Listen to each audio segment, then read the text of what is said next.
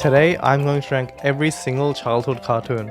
Okay, maybe not every single one, but at least the ones that I grew up watching. Starting with Rugrats. So Rugrats was one of my favorite shows growing up. I absolutely loved this. So one of my core memories is from when I'm 6 years old and I found out they have cartoons like Rugrats on TV in the morning. So every day I would wake up early to watch them on TV before going to school. And then one day while watching TV, I saw an ad that they were going to play the Rugrats in Paris movie a week later at 6. You have no idea how excited I was. This is like everything a kid could dream of. I would literally check the channel at 6 every day just to make sure I didn't miss it, even though it said it was in a week. And the day before the movie came on TV, I told my mum to wake me up at 6 AM so I don't miss the movie. So I wake up at 6 AM on the day the movie is going to show. And it's not on TV. What the hell? What's going on? It said it was going to be on at 6. So we checked the program guide and it turns out it was at 6 PM, not AM, which seems obvious looking back, but come on, they always started showing cartoons at around 7:30 AM.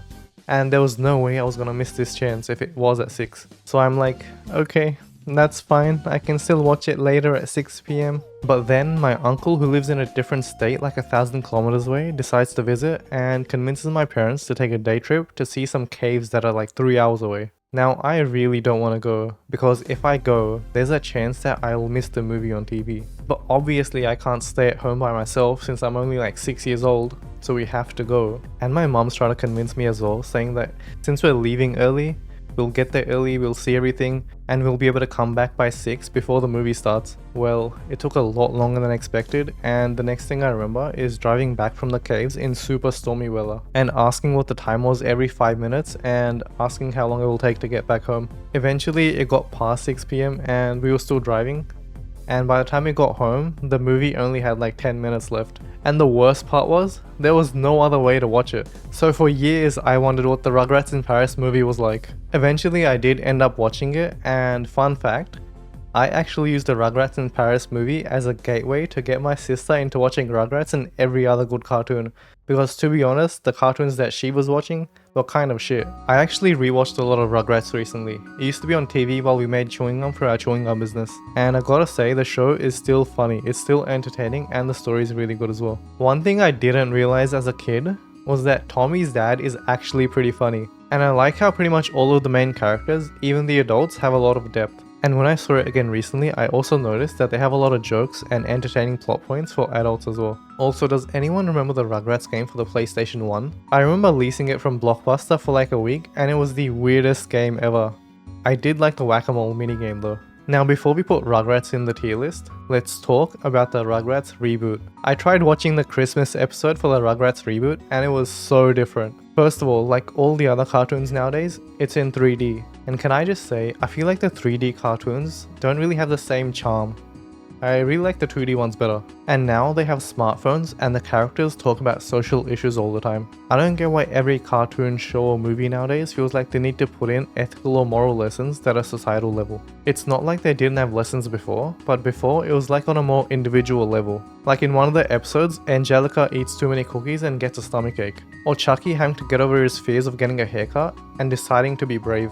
It was a lot more relatable and wasn't like social justice warrior type. Also, can we talk about how they got rid of Howard? What was wrong with Howard? So Howard was the husband of Betty and they're the parents of the twins. But in the reboot, they got rid of him and made Betty a single mother who's into the same chromosome. I think Howard and Betty were fine as they were before. They represented a different type of couple dynamic in the original show. You have the traditional role with Stu and Dee Dee.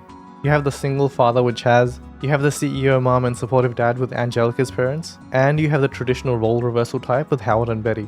Anyways, the original Rugrats is one of my favorite shows, and because of that, it goes in S tier.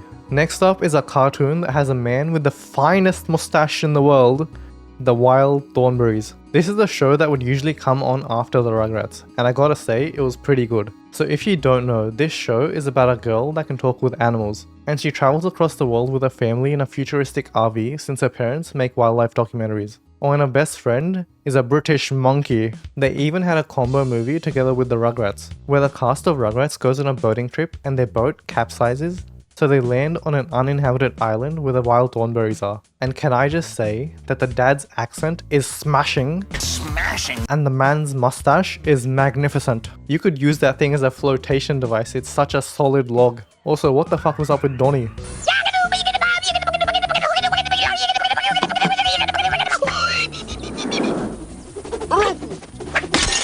This goes in B tier. Fairly Odd Parents. Amazing show. This was every kid's dream. I really like the earlier seasons. I hate Poof though. That little round ball looking thing that always goes poof poof. Then everyone just melts. One of the things that doesn't make sense though is that Timmy got his godparents because his life was miserable since he had Vicky as a babysitter, right? So why didn't Vicky's sister Tootie also get godparents? The rules don't make sense either. He can change the entire world, but he can't use his magic powers to win a competition. Great show. S tier. George Shrinks. This was actually a pretty interesting show. I liked it. It goes in C tier. Rugrats All Grown Up. So this is the characters from Rugrats when they're preteens. One of the things I liked about Rugrats was that the characters were always having adventures and doing something interesting. But since you can't really do that when they're all grown up, the story was more focused around relationship dynamics and emotional issues. It was still good, but didn't feel the same as Rugrats. Also, I hate how they made Angelica in this. When they were kids, Angelica was the boss. Nobody could manipulate kids like her. But in All Grown Up, she's always trying to suck up to the cool kids, and she's always losing since Susie is better than her in everything they do. This goes in B tier. Cyber Chase. So Cyber Chase made math cool. There's two distinct memories I have of this show. In one of the episodes, the main characters were at a bank, and to show off how good the bank was, they had a digital display of how much money they had. I think it was like $10 million. Now obviously, the villain of the show, who's a hacker by the way, isn't just gonna sit around and do nothing while the bank is showing off how much money they have. So he hacks into the mainframe of the entire world and deletes the number 0. This obviously creates a ton of panic in the world because now the sign at the bank shows 1 instead of 10 million. People are sad they lost their entire life saving, they have no money to buy food or buy anything at all. So the main characters, which includes a bird named Digit by the way, come up with a crazy idea. They want to spend the last $1 of the bank. Everybody loses their mind. Spend the last dollar we have? Are you out of your mind? If we lose that, we'll have nothing left. So after convincing them that $1 isn't really that much, they decide to go ahead with the idea. And when the payment goes through, instead of the balance going to 0, it goes to 99999. I'm pretty sure that's the right amount of nines. And the day is saved because it's not like the hacker got rid of the money. He just got rid of the number 0 that was on the display. The money was still there and you just couldn't see it because of that. They do restore the number 0 by the end of the episode by the way. The other episode was the best explanation of printing money for a kid. Heck, even for adults. So the main characters were on this island where they used shells for currency. And one day, someone who didn't have a lot of shells found this massive mountain of shells. So obviously he buys everything he ever wanted because why wouldn't you? Eventually the people on the island start wondering what's up with this guy, where did he get so many shells from? So they secretly follow him and find the mountain of shells. Now obviously the guy who found the shells doesn't want to share it with anyone, but they all have some money problems and they convince the guy that there's so many shells here that we can all become rich. Everybody's pretty happy at the start, but after like a few weeks, the price of food, so if it was like 1 shell before, it now costs 10. And nobody's working at their shop or doing any work anymore because they already have the money. And nobody wants to spend their shells anymore because things cost so much more now. Eventually, the main characters end up fixing this by convincing everyone to get rid of their shells and changing the prices of stuff to back to what it was before. So Cyber Chase was a pretty good cartoon. I'm putting it in B tier. Cat Dog.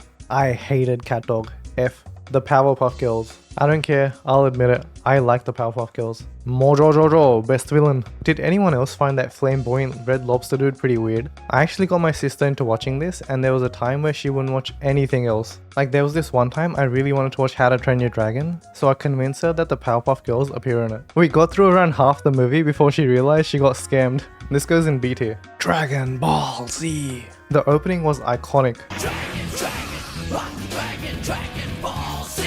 Legendary show. I rewatched the entire Dragon Ball series at least 3 to 4 times before I turned 13. Everyone's tried doing a Kamehameha wave at least once. This one time in school we were painting, and whenever we painted we had to wear these blue purplish coat things, and holy shit, I felt so cool because it kinda looked like the suit that Vegeta used to wear. I even have a photo, check it out. This belongs in S tier. Yu-Gi-Oh! I only got into Yu-Gi-Oh! Because my friends were talking about it and I was just standing there because I hadn't seen it. So the next day I decided to watch it, and to be honest I didn't really like it. But since my friends were watching it, I kept on watching it and holy shit, This became one of my favorite shows as a kid. We even played the game in recess and lunch in year 5 and 6. Also, the Yu-Gi-Oh movie was the first movie I ever saw without my parents.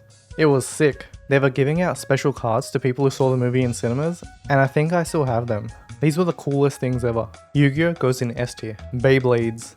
I don't really remember the story of Beyblades, but I do remember that the battles were sick. I even had a dome where you would battle with your Beyblades. Also, the ones that sparked were the coolest. This is B tier. Pokemon. I really liked Pokemon. It did get really repetitive though, and I hate how they always made Ash lose. That episode where Misty's Psyduck evolves into a Golduck and easily destroys the villains they were fighting with was so damn cool. And then it turns out it wasn't Misty's Psyduck, and her Psyduck was just hiding in the corner because it was scared. And then there was an episode where Ash had been through like 10 seasons, been through so many gym battles and tournaments, and he had been leveling up his Pikachu as well. So he should be a super strong Pokemon master, right? Well, he got challenged by a kid who didn't even have his Pokemon yet, and when the kid got his starter Pokemon an hour later, Ash and Pikachu actually lost to him. They literally lost to a kid who got his starter Pokemon like an hour ago and it was his first battle. Like, what the hell? I did hear that Ash finally won a tournament and got with one of the girls, so good for him. Does anyone else remember that Magmar vs Charizard fight?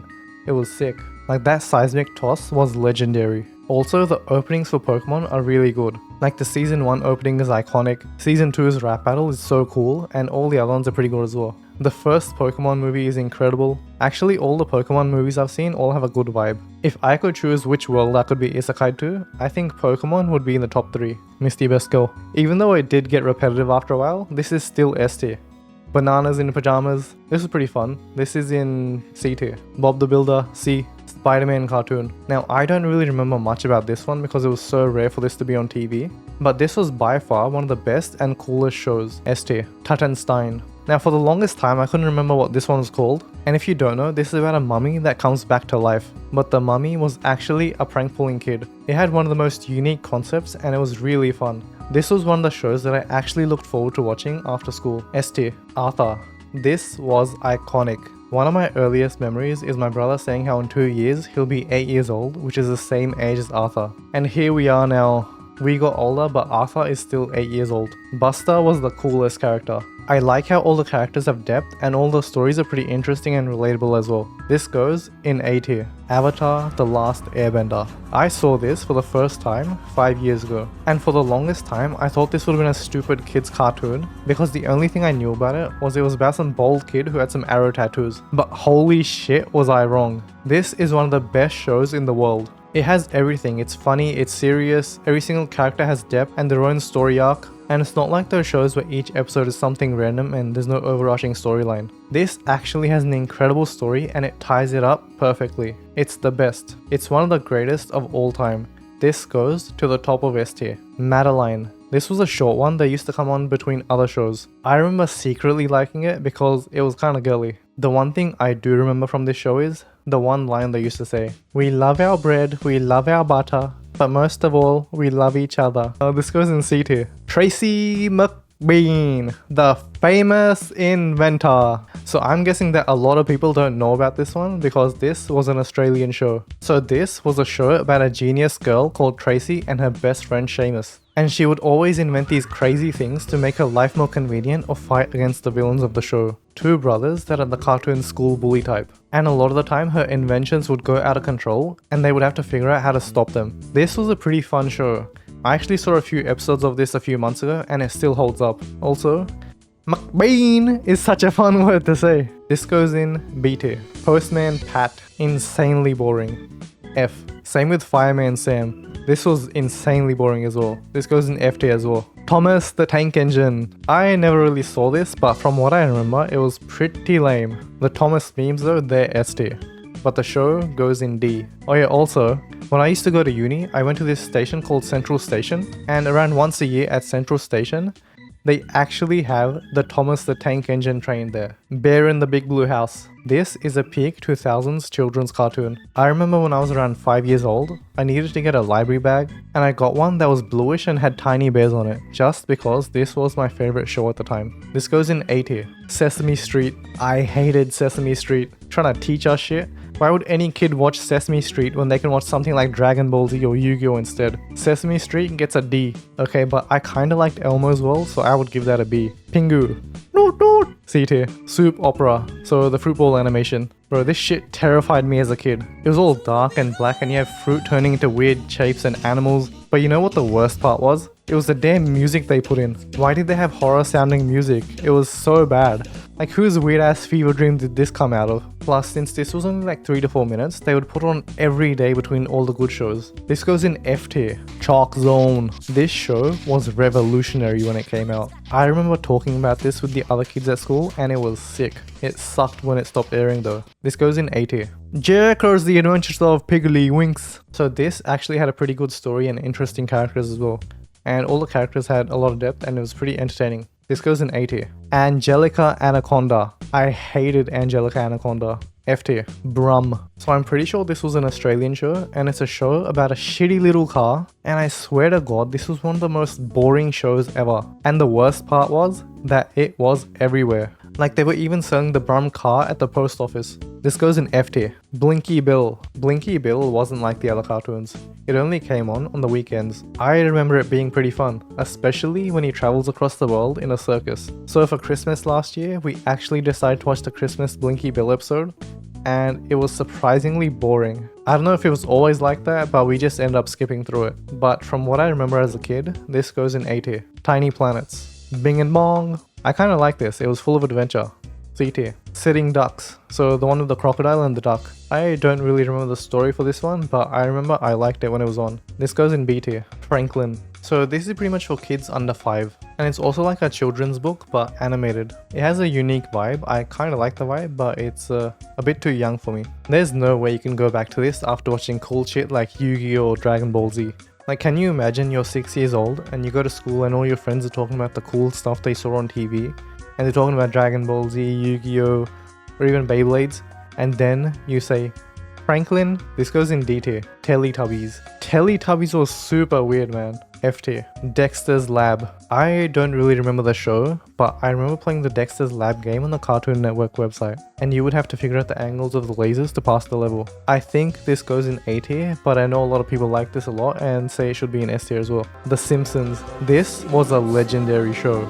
So this used to come on at 6 PM and I would always fight with my dad over the TV, since he wanted to watch the news, which also came on at 6, but I wanted to watch The Simpsons. I really liked the earlier seasons. The characters had a lot of depth and the stories were pretty interesting as well. I hate how they made Homer a dumbass in the later seasons though. He actually used to be a more likable character at the start and had a lot of depth. So crazy thing I learned while making this video, did you know that the voice actor for Bart Simpson is actually the same voice actor for Chucky from Rugrats? Like, that's insane. I never would have even guessed that they were the same person. So I'm gonna rate this based off how I remember it from my childhood, and because of that, I'm putting this in S tier.